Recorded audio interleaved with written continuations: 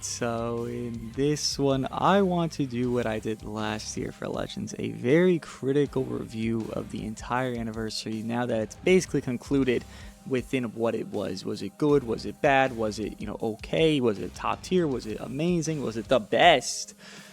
We'll get into it. And I think going through every single part of what it kind of developed and where it made positives and negatives and really positives and kind of where that ends up standing for us here. This will not be a rant. If it does turn into ranty-esque things during certain parts, well, that is just because the nature of those certain parts being definitely probably not in the positive boat when you could compare to the other actual big positives. So look at here, you do see Legend Broly did arrive, as well as Paragus, as well as UGB, as well as Gohan Trunks, as well as Shalette, as well as Pan, as well as Free-to-Play Giblet, as well as the Ultra Boo Duo.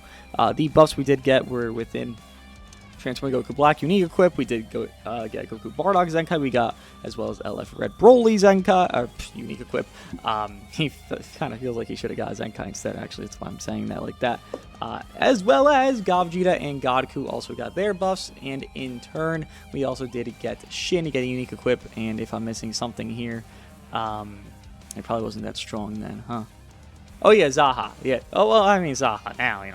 Zaha now is looking like a stellar god, but that's S tier boost. That's not even that's not even fully as equipped. But still, we got stuff that is helping a lot of tags, and in the end of it ending, kind of just a dud within that. I mean, yes, I do think Part 3 is very diverse. Within it, you are going to be running basically either or green within Shalette or Broly, and then you can even opt yourself to run a red unit of UGB. Even then, well, the Boo Duo of Ultra Blue, Ultra Blue Boo Duo there, tongue twister to say, while they are still strong, you still even can in turn run a red. Legend Rose still being super good. He is one of those kind of like anomalies hitting the threshold here. I think that's a pretty stellar thing for him as well. But again, that's kind of just summarization to go through all the parts. So UGB and Broly dropped within part 1. Paragus is a dud, so that's already kind of like a what happens there. Goku Bardock, just kind of mentioned the duds here. Goku Bardock is, whatever. I guess they're like a more proud merchant. They're more meant for part 2. Okay, sure, whatever. Give them the grace that they have. They still are just underwhelming, and LF Zenkais are just notoriously still going to be that underwhelming thing. Also, forgot to mention Revhan. Why did I forget to mention Revhan? Because Revhan didn't even last more than 2 weeks. That's why, which crazy for a Gohan, which again, we'll get into, which I don't know if that's positive or negative. It's probably not positive, but you can see within it, just to mention a pre-anniversary unit, Legend Rose having that graceful aging. He might have been a little bit hurt within part 1 because there was no TGB there, because TGB did not get his equipment for at least, a little bit of time after part 1 did first arrive. So from there, you were looking at him like, he might just get screwed over this Annie. And then, boom, every single week progressing. Every single past week since TGB and the week of TGB getting his unique equip and being as strong as he is, Legend Rose is hitting kind of that tag droids threshold where the tag droids, every single part, they were still vibing, if not being one of the best, within the 4th Annie, which is actually 4 years later, where we are now within the 8th Annie. Tag droids being that red, purple, red MUI, the newest, character in the game, Purple Whis, as well the tag droids, just super glaze, and then boom, you go crazy. Dragon Fist and Tapion within part 2 don't really hurt that team, but don't really, counteract. It's just more so another team that's like decent enough to run within movies there. And then part 3 within that is USV, USG togetherness, within USG still being run within obviously the movies team within Tapion as well as Dragon Fist, but still USV, USG togetherness, tag droids still retaining very high strengths within the pre, into the during, and a little bit into the post. Now we're at the ending, so I'm looking at Legend Rose thinking, what can they do to screw him over? And I don't know what they can do. I feel like that neutral that he has, the uncancelable, is just super nuanced, and I don't think there's anything that could be just one line of text or one thing of that could really mess him up. Well, given I say that, but then in turn, you look at, my god, that really is my catchphrase at this point. You look at the Ultra Boo Duo, and they just nullified every single second life. So like revival units or comeback or indestructible or whatever, units that are kind of looking like they're reliant on that second life because they just have paper defense, or their kit's not really trying to help them disrupt into the vein, so they're just going to kind of get mollywopped and destroyed. you just have that just nullified, right? So maybe there is something they could do Legend Rose. I don't think they're going to target hate him. Matter of fact, I think we're actually going to get a yellow PO Legend within the after party here. But again, that's not here. That's, after party. That's not the anniversary. But still, I got to touch on Legend Rose that entire time because throughout the entire Annie, he's just gaining and gaining and gaining and gaining. Since that one time he lost, he just gained. And I mean, that's just crazy stock within him because Legend Bardock, who is right before Legend Rose, has not done shit, and it's been a time for the guy.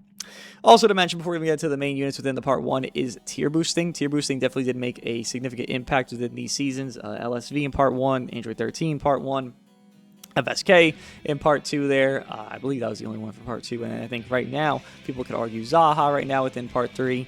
LSV yet again is decent enough. Ultra Kid Buu I've seen a lot of gas on. Legend Piccolo is okay enough right now within getting even better than he once was. UV4 is not bad, just that he doesn't really have a finite team. So tier boosting actually was pretty prominent. I would think in part 1 it was the most prominent because again, LSV and 13. LSV was arguable top 5 for a lot of people, if not just top 5, because there was no TGB and then he was also boosted.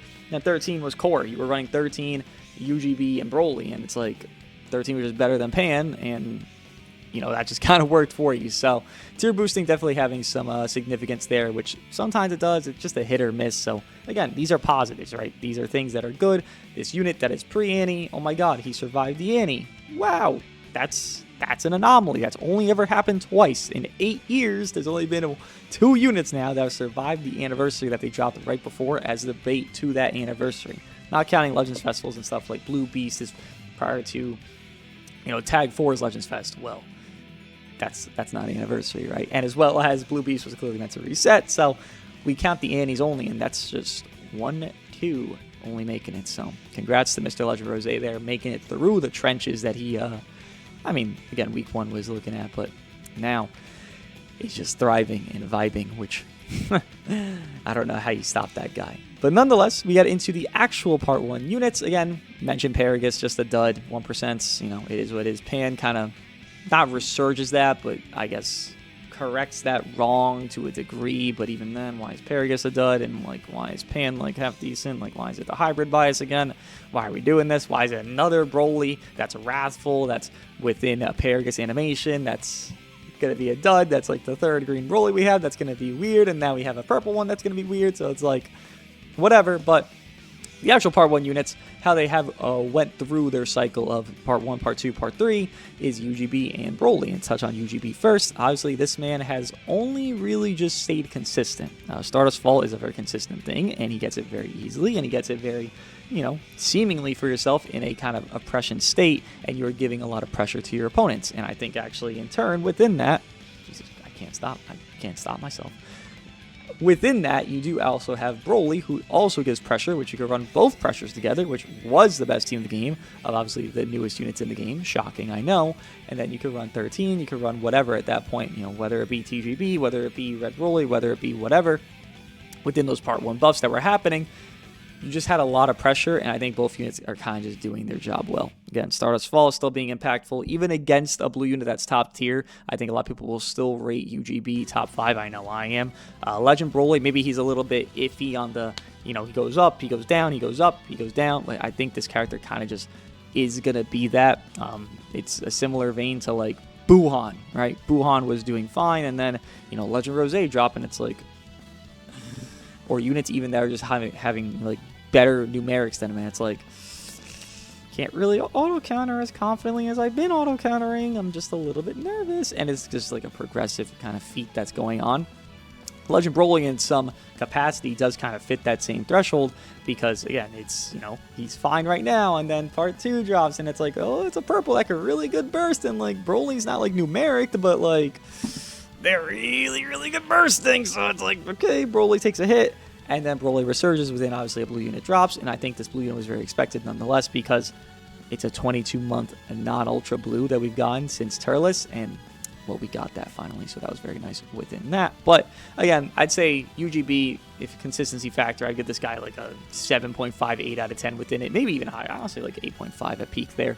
Broly, overall sense, I'd probably give this guy a 7, right? He's going really high, then he's going kind of mid, and pretty mid, and then you go back to really high. So it's a seesaw within that one, and then UGB is more like just a balanced scale. Like, oh, it'll segue up and down, but don't really do much within itself. It will just kind of be more balanced in itself. And then Broly's, again, it's like, here's your father on the, seesaw, and then here's the baby on the seesaw, and it's like, maybe not that full extent, but in that same capacity within itself. So part 1, I give that, I think a lot of people give part 1 a 9 out of 10. I'm there with it. I do wish Gabjita Zenkai was better within part 1. Obviously got better within time, and people started respecting Gabjita, and maybe he's like not top 10, but he started getting respect within part 1. So give some glory to the guy there. Godku being a dud as the pre, which goes into part 1, I would kind of correlate the two, right? And Goku Bardock being a dud just kind of does nothing for me. Paragus, Goku Bardock, as well as Godku, all are making this kind of not be at that capacity of the best of the best of the best part 1s. I still think 6th year part 1 was better. I still think because, well, 1st year only has a part 1. 1st year anniversary is better. So I give this like the 3rd best part 1 ever within anniversaries. It's not a bad thing. Right? There's 8 of them. So, we're hitting decent thresholds within that. Most anniversary part 1s are kind of sometimes they do things that you don't want to see, but it's more so the part 2s that really do the harm. And to get into the part 2s here, you do get Gohan and Trunks as well as Mr. Shalette, and I would say it's kind of a similar situation going on there. You're going to see some teetering of the seesaw, then you're going to see more consistency. Within Gohan Trunks being pretty consistent, very top tier, very top notch, being the best of the units in the game right now.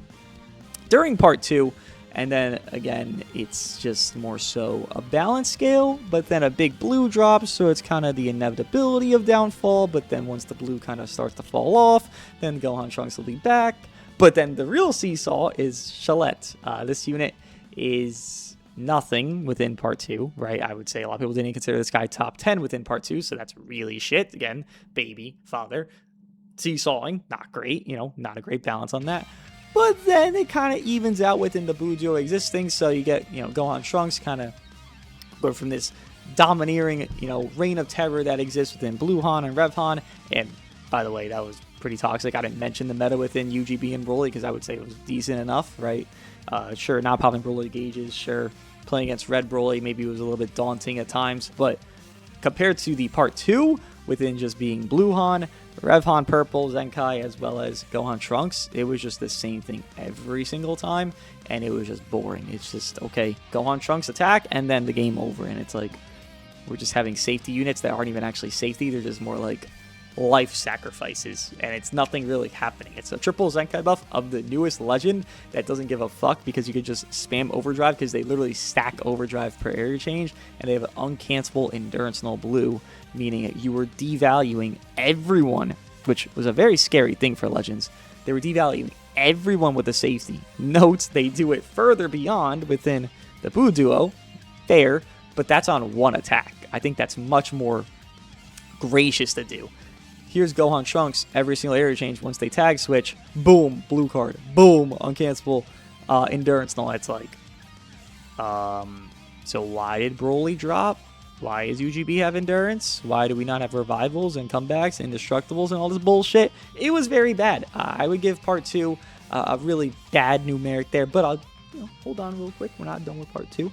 Again, we still have Pan as well as Purple Rev Han. I would say, again, that's the most important stuff that dropped there. Again, obviously Blue FSK within tier boost is very, circumstantial. I would say he didn't make the impact, obviously, of Android 13, but he was, because, like, that guy's a glue, right? Gohan's more like, oh, wow, it's another Gohan I can slap on the team. He's not really being, like, the star of the team. I would say 13 at some points is being a star, giving that super damage to UGB and Broly there. Blue Han was just more like, another revival Gohan! Yes, sir. Let's have it.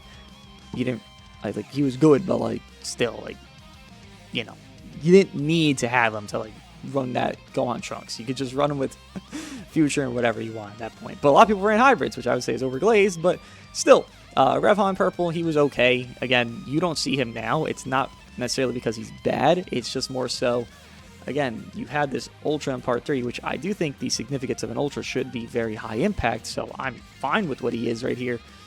you are making everyone scared shitless. Revivals are not worthless, but they're definitely worth a lot less than they've ever been, because what do you do if you get Spirit Bombed? Well, your main asset of a revival is to revive. You don't get to revive, so guess what? It's kind of just pointless to even bring them into a match. I mean, I don't ever see a rival unit ever come into my matches, to be honest. And if I ever do, it's just more so they'll die so quickly from the first few cards of the Blue Duo or from somebody on the team. And then, we're going to save the revival unit. We're going to do hella damage on that AoE attack from the Spirit Bomb. There's just no real good answer to it. So, Purple Revhan, a quick fall down, just like Gohan Trunks. Definitely more significant Purple Revhan. Pan, definitely not the, again, top tier 1% we kind of anticipate, I would say. Within what you're looking for is some Shin from 6th tier, Evil Boo from 6th tier, those units, right? Maybe even, I guess you could go back even further than that. Purple MZ within 2nd year, Rage Trunks within 2nd year.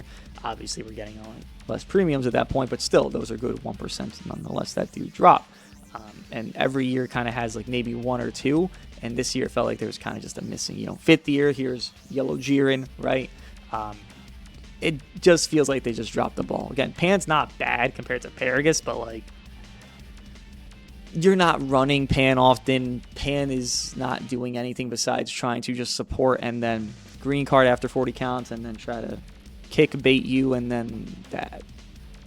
Like, there's nothing to Pan, right? It's like, you can run her, but like, there's just so many better options. And that's not meant to be a bad thing. You should have better options that are more premium, and that's awesome, but like, TGB exists, and it's telling me, okay, maybe try to run Pan instead of TGB, and it's like, why would I be doing that to myself? That would not be good for me. So, part 2, the meta was hellish because, again, just Gohan Trunks in themselves, whether it be a future team, whether it be the hybrid team, it was just hellish to deal with Gohan Trunks themselves. So, Shalette making no impact and Pan just not even being run within, obviously dropping. Yeah, not the greatest part 2. I would actually give this one of the worst part 2s ever, which sucks because part 1 is like top 3 part 1 for me. And then part 2 is tragically, I mean, I gave part 1 a 9 out of 10.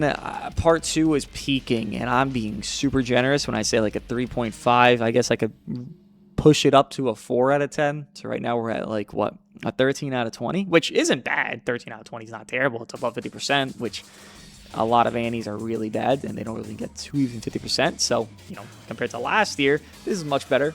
Sequence, especially within what part 2 did, at least did alienate the entire game, given it definitely pushed a different narrative of the game within Gohan's existing in only part 2.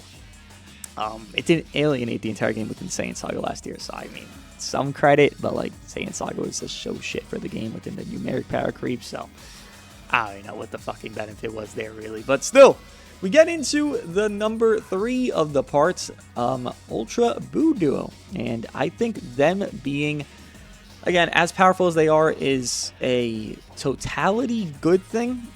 You need your big shining one new unit to end a celebration, especially when last year you had 2 Ultras to end a celebration. It's like, wow, we're downgrading? Okay, well, let's make sure this unit's like crazy on the impact and really like shifting things. Like, things have to change from Gohan Ball and Triple Gohan teams so consistently, and Gohan Trunks being as good as they are, and there's just no counteract to them, and they're just the best, and that was just it.